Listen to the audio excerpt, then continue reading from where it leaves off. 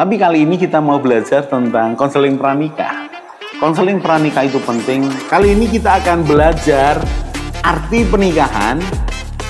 Topiknya adalah tidak ada keluarga yang sempurna. Parenting ini perlu diketahui oleh semua orang, bukan hanya orang tua. Belajarlah menjadi teman yang asik, yang ngobrol, yang menghargai. Family unboxing, membongkar keluarga.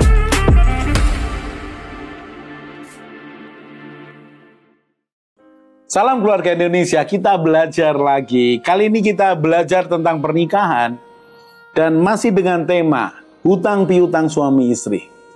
Sebelumnya kita membahas, bisakah terjadi? Dan ternyata bisa. Kemudian berikutnya, bolehkah terjadi? Tergantung kesepakatan.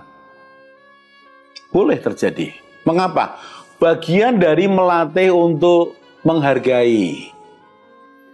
Bagian dari melatih untuk dibangun kepercayaannya. Contoh nih, kalau suami istri sesekali pinjam, karena Anda pegang uang, karena ada beberapa alasan yang lain. Contoh nih, aku pinjam dulu ya 500 ribu ya. Karena kata pinjam, ya harus dikembalikan dong. Nah, yang pinjam ini walaupun suami istri harus berusaha bagaimana tetap membayarnya. Mengapa? Karena kamu pinjam. Wah Pak, sebentar Pak. Bapak katakan karena saya katakan pinjam. Berarti kalau saya katakan minta, berarti nggak perlu dikembalikan. Nggak perlu dong, kan kamu minta. Wah, kalau begitu saya akan minta 500 ribu. Ya boleh, kalau ada duitnya. Kalau contoh nih, ya, suami lagi jalan sama-sama nih, santai begitu. Lalu dia lihat ada satu barang peralatan tertentu yang dia pengen dan muncul nih. Sudah lama dicari nggak ada. Duitnya kurang, duitnya cuma 300 ribu, kurang 500 ribu. Dia ngomong ke istrinya, "Mah, minta uang 500 ya." Istrinya akan dengar, ini minta. Mengapa? Karena sebelumnya juga minta 50 ribu, 100 ribu. Dan ketika diingatkan, ya kan aku minta. Ketika minta 100 ribu, 50 ribu, ya tidak dikembalikan. Karena dia sadar bahwa minta kok. Tapi kali ini kok tambah besar, minta 500 ribu. Sang istri menghitung 500 ribu berarti akan mengurangi pos yang ini. Istrinya mengatakan, nggak ada 500 ribu. Oh, adanya berapa? Adanya cuma 100 ribu. 100 ribu. Wah, nggak ada. Nah, kalau aku pinjam bolehkah? Oh, boleh kalau pinjam, tapi kembalikan loh ya. Karena ini pos yang lain. Maka keluarlah 500 ribu. Si suaminya dari minta ke pinjam. Berarti harus dikembalikan. Saya katakan tadi, itu melatih integritas. Melatih kejujuran. Membangun kepercayaan. Kalau katakan pinjam, ya kembalikan. Pak, kalau tidak minta, kemudian pinjam. Kemudian dia mengatakan tidak sanggup. Minta potongan. Bolehkah? Loh, kan itu istrimu atau suamimu. Dan kamu kan yang mengatur keuangan bersama. Bolehkah? Ya terserah kamu. Kalau begitu boleh ya Pak? Ya boleh. Asal tidak menggoncang akan keuanganmu. Kan begitu. Jadi ya sudah. Dia minta korting Pak 50% cuma dibayar 250. Ya sudah, nggak apa-apa. Tapi ingatkan suamimu. Jangan protes kalau tidak boleh jajan 2 minggu ke depan. Mengapa? Kan motong pos jajan. Pos jajan keluarga dipotong. Kenapa? Yang bayar itu. Jadi kalau suami istri bisa punya keterbukaan begitu, akan sangat baik. Bagaimana mengatasinya? Ya minta dia bayar. Tapi Pak, kalau ternyata dia nakal, suamiku itu memanfaatkan Pak.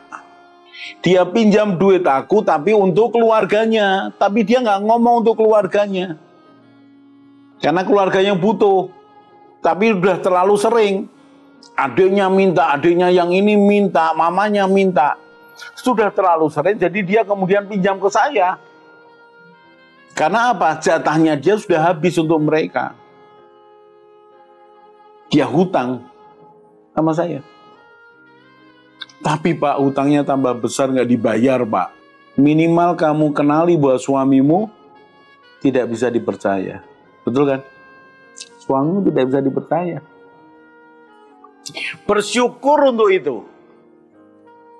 Pengaturan uang membuktikan bahwa suamimu tidak bisa dipercaya dalam hal keuangan. Kemudian berikutnya mau pinjam lagi. Kamu tahu bahwa suamimu tidak bisa dipercaya di titik ini. Ya demi keselamatan keluargamu, ya tolaklah. Tolak aja. Bagaimana kemudian ketika suami pinjam pihak lain, tapi itu menjadi beban kami. Sebentar. Jadi karena kamu sebagai istri tidak pinjami suamimu dari pos tabungan, dari pos yang lain, suamimu pinjam ke pihak yang lain. Bisakah suamimu membayarnya? Pada awalnya bisa. Tapi kemudian tidak bisa. Apa yang harus dilakukan? Apakah saya akan laporkan dia ke polisi, Pak? Ya, janganlah membuat malu keluarga. Apakah boleh saya melabrak keluarganya? Ya, janganlah merusak hubungan keluarga. Apakah saya boleh berbicara kepada atasannya, Pak, untuk menghentikan hutang dia di koperasi perusahaan? Janganlah membuat malu suamimu. Lalu bagaimana caranya? Seperti biasa, saya katakan, bicarakan baik-baik. Selesaikan dengan secara kekeluargaan. Tapi Pak, kemudian itu menggoncang keluarga kami, rumah tangga kami dalam hal keuangan. Ya, saya tidak bisa bicara banyak. Kecuali begini, ingatlah akan janji nikahmu. Bahwa engkau akan menyatu dalam suka dan duka. Pak, suka dan duka tapi ini menghancurkan kami. Kami bisa bangkrut Pak, kami bisa miskin ini. Ya, bisa jadi miskin memang. Pak, apakah kami harus jual motor atau mobil untuk menutupi kesalahan dari suami saya? Ya, bicarakan baik-baik, bicara secara keluargaan. Kalau memang itu jalan keluarnya, lakukan itu untuk kestabilan dari keuangan rumah tanggamu. Tapi kami kan jadi kekurangan, Pak. Dari kecukupan menjadi kekurangan. Berdoalah, andalkan Tuhan dan bicara dengan suamimu. Dan jalani sama-sama. Mengapa? Karena yang dibutuhkan suamimu adalah supportmu. Ini dengan catatan bahwa suamimu itu kemudian menyesal dan bertobat. Dan tidak mau mengulangi lagi. Maka yang dibutuhkan adalah penolong dalam kesesakan. Penolong dalam kesulitan. Penolong dalam keterpurukan. Siapa lagi yang bisa bantu dia secara mental, spiritual bahkan, kecuali orang yang dicintai. Dengan siapa dia menyatukan janji nikahnya. Dia membutuhkan kamu, walaupun kekurangan kemudian. Tapi kok rasanya tidak adil ya Pak? Dia yang melakukannya dan kami semua ini kena akibatnya. Ya itulah pernikahan, itulah keluarga. Sepakatilah untuk kemudian merubah banyak hal. Kemudian bergandengan tangan menghadapi kesulitan. Itu terbaik. Pak, saya nggak tahan. Tenangkan diri.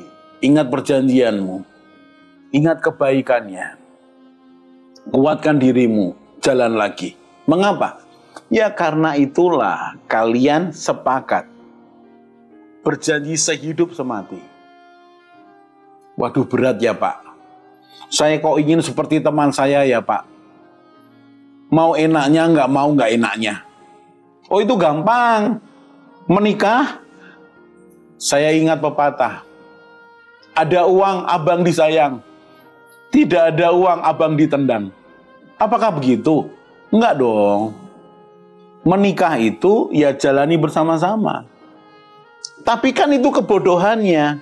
Iya, tapi kan dia sudah menyesal bertobat. Dan yang dibutuhkan adalah kebersamaan mengatasinya. Waduh Pak, berarti saya harus berkorban. Benar. Doakan dia, temani dia. Pak, ini mengakibatkan anak kami bahkan kesulitan bayar uang sekolah. Ya jalani. Tunjukkan kepadanya dampak dari kesalahannya. Tapi kan yang penting dia bertobat. Pak, kalau dia tidak bertobat, dia tidak berubah, bolehkah saya mengambil keputusan untuk berpisah dari dia? Waduh, wow. Kita akan jawab di segmen berikutnya. Salam keluarga Indonesia. Mari bergabung dalam Keluarga Indonesia dengan cara subscribe channel ini. Di Keluarga Indonesia, kita akan belajar bersama tentang pranikah, pernikahan, keluarga, parenting, mertua menantu, dan juga family unboxing. Jadi jangan lupa share kepada teman dan keluarga dan juga subscribe.